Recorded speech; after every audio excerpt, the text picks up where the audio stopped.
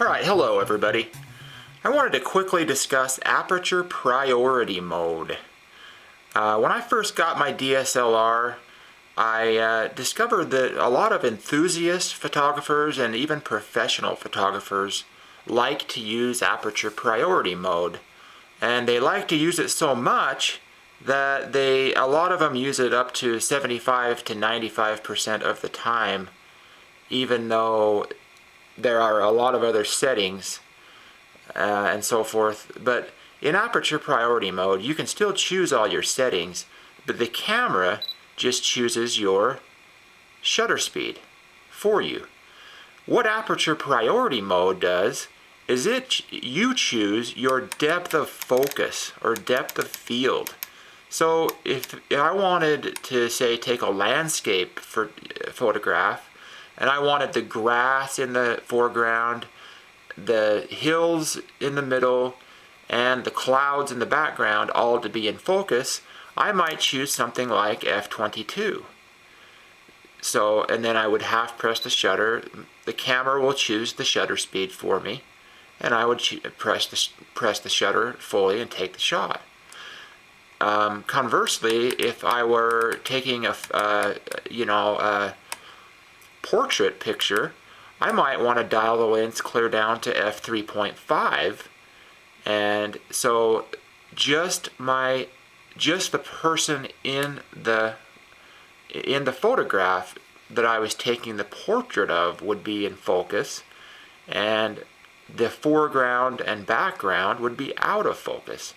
And this is why a lot of enthusiasts and professionals like to use Aperture Priority, so they can choose what exactly is in focus in the image. That's why it's so popular. Now you have to keep a really close eye on this, because this isn't a very good example, but I'm in terrible lighting conditions, and this lens 3.5 is as large as the opening gets. The smaller the number, the larger the opening. That confuses some people too, but you've probably learned that by now. So if I half press, the camera meters and chooses 1/20th of a second for me.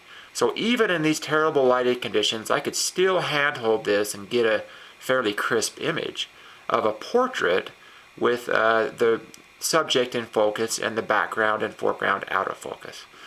But if I wanted to do the same thing and get more of the stuff in focus in the fore and background, and say I chose f/11, see, then the camera chooses a half a second, and I know there's no way I could handhold that, so I know I would need to use the flash, get in better lighting conditions, or use a tripod, or raise the ISO.